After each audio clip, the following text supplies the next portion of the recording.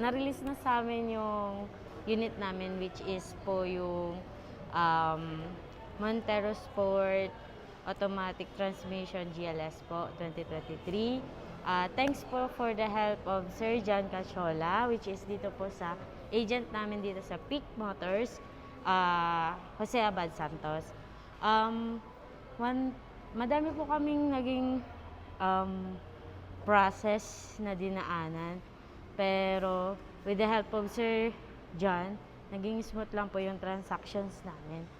And when it comes po sa freebies, yun po, na-shock po kami totally. Pati si father po, yung father ko is na-shock din kasi super dami talaga ng freebies na bigay sa amin ni Sir John.